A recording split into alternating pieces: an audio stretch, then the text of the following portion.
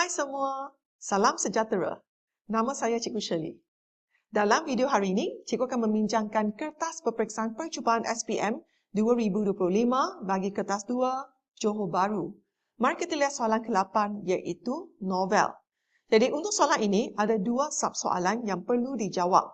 Jadi untuk sub-soalan 1, satu petikan akan diberikan dan calon dikehendaki jawab soalan. Jadi mari kita lihat soalan terlebih dahulu. Okey, nyatakan sebab-sebab Pak Cik Aziz tidak berdaya mengusahakan syaliniat 4 markah. Jadi petikan ni mungkin bukan dari novel negeri kamu, tapi kamu perlu jawab juga. Kerana kamu boleh terus dapatkan jawapan daripada petikan yang diberikan. Okey, jadi kita baca petikan sambil cari jawapannya. Okey, saya sudah tak berdaya mengusahakan syaliniat itu, Ghazi Eda lemah nada Pak Cik Aziz sambil menundukkan kepala.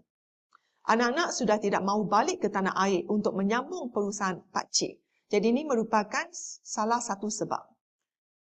Okey? Di mana mereka? Tanya Ghazi. Di Los Angeles dan di London.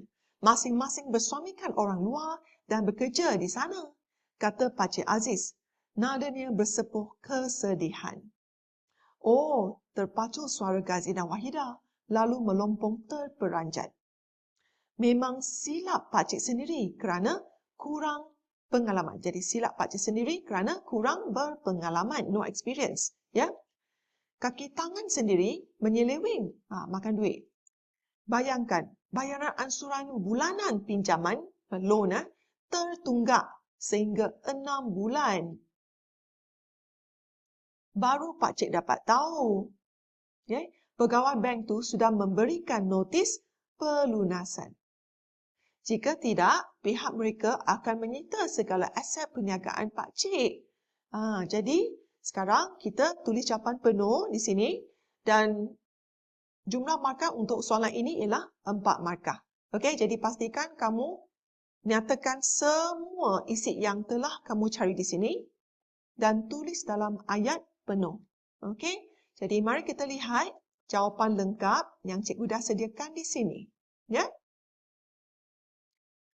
Okey, sebab Pak Cik Aziz tidak berdaya mengusahakan syaliniat ialah anak-anak sudah tidak mahu balik ke tanah air untuk menyambung perusahaan Pak Cik.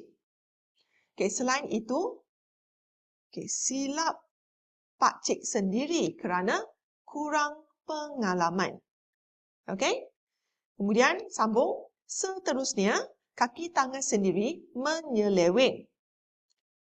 Kemudian di samping itu, bayaran ansuran bulanan pinjaman tertunggak sehingga 6 bulan. Akhir sekali, pegawai bank itu sudah memberikan notis pelunasan. Jadi, ingat ya, kamu boleh guna penanda wacana seperti selain itu, seterusnya, di samping itu, akhir sekali. Okey, untuk tulis jawapan penuh anda. Mari kita lihat sub-soalan kedua untuk bahagian novel. Jadi di sini mereka bagi satu senarai novel. Jadi anda dikehendaki pilih 2 buah novel yang anda pelajari. Jadi kita pilih Lieutenant Adnan Wirabangsa karya Abdul Latif Talib dan juga Tirani karya Bib Sabariah. Jadi kita baca soalan dulu. Berdasarkan 2 buah novel yang anda pelajari, huraikan peristiwa yang menunjukkan kepentingan ilmu dalam kehidupan. Jadi jumlah markah di sini ialah 6 markah.